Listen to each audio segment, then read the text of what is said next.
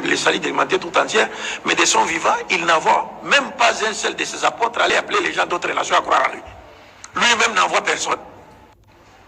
Au contraire, il dit à ses apôtres, n'allez pas chez les païens, n'entrez pas chez les Samaritains, allez plutôt chercher les brebis perdues de la maison d'Israël. Prêchez-leur la parole, guérissez les morts, ressuscitez les malades par la permission de Dieu. Il les envoie guérir les morts, guérir les malades plutôt, ressusciter les morts. Parmi les enfants d'Israël. C'est-à-dire, même s'il y avait les gens d'autres nations qui avaient des morts, des personnes qui étaient mortes chez elles, ou encore il y avait des malades, les disciples n'avaient pas du tout le droit de faire quoi? De les guérir. Et nous voyons cette habitude, c'est ce que les Occidentaux font, après avoir créé des conflits militaires en Afrique ici. Mais quand on envoie des avions pour venir chercher les ressortissants américains ou français, mais vous, Africains, même si vous pleurez là, vous faites couler des larmes et des sangs, est-ce qu'ils vont vous prendre? Non. Ils vont vous dire, nous ne sommes pas venus pour vous. Oh non, nous sommes venus seulement chercher les Français. Nous sommes venus seulement chercher... On va mourir de bombes. Non, restez. Ça va aller. Les bombes tombent. Ils ne vous prendront jamais. Et c'est un Nabi Issa dit, et il n'avait pas tort. Parce qu'il a été envoyé aux enfants d'Israël. Donc il a recommandé à ses apôtres d'aller prêcher la parole aux enfants d'Israël. Mais le prophète Mohammed, sallallahu alayhi wa alayhi, de son vivant, non seulement il appelle les gens des autres nations à croire en lui, n'est-ce pas? Mais il avait aussi de son vivant, dans son entourage, des disciples qui appartenaient à d'autres nations, pour confirmer le caractère universel de sa mission. Parce que tu ne peux pas prétendre avoir été envoyé alimenter tout entière lorsqu'on ne trouve pas dans ton entourage des disciples qui appartiennent à d'autres nations que la tienne. Non. Pour confirmer le caractère universel de ta mission, tu dois non seulement appeler les gens des autres nations à croire en toi, mais tu dois aussi avoir à côté de toi des disciples qui appartiennent à d'autres nations que la tienne. Et nous avons vu le prophète Mohammed sallallahu alayhi wa alayhi. Il était même à Médine. Il a envoyé une lettre à l'empereur romain, Héraclius, pour l'inviter à croire à lui. Et lui, si tu croyais à moi, tu auras deux récompenses. La récompense d'avoir crié en Jésus-Christ et d'avoir crié également à moi, deux prophètes. Il est à Médine, il envoie une lettre à l'empereur perse. Il lui demande de croire en lui.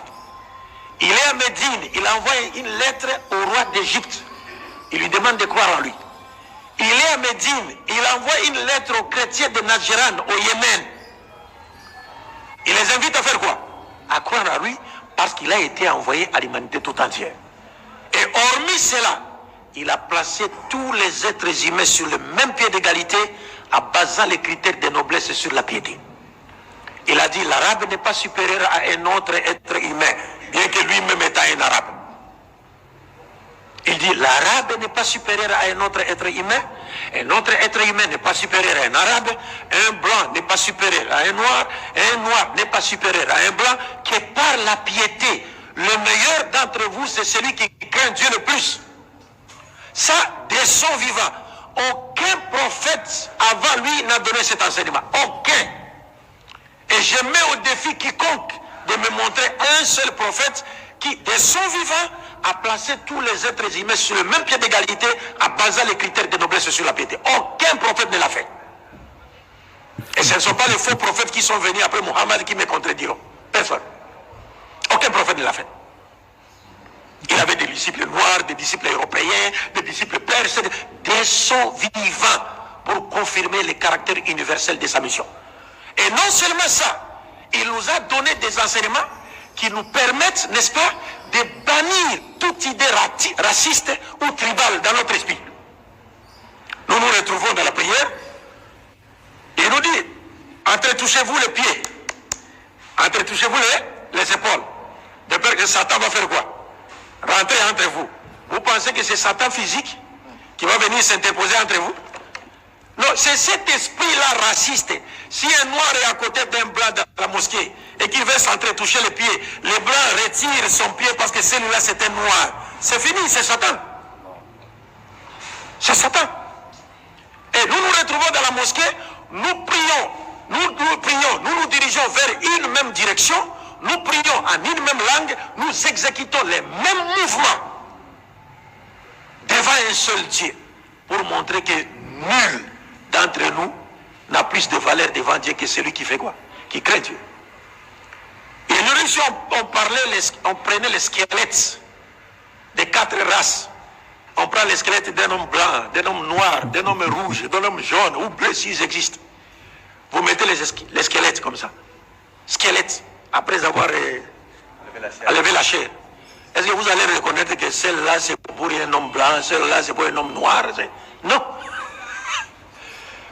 C'est pourquoi l'islam est la seule religion, comme elle a été prêchée par tous les prophètes, qui a placé tous les êtres humains sur le même pied d'égalité à base des critères de noblesse sur la piété. Et ça, c'est à travers le prophète Mohammed sallallahu alayhi wa alayhi. Maintenant, mes chers frères, cela étant, si le message de Mohammed sallallahu alayhi wa alayhi est universel, il est de notre devoir d'œuvrer pour que ces messages universels parviennent à toute l'humanité.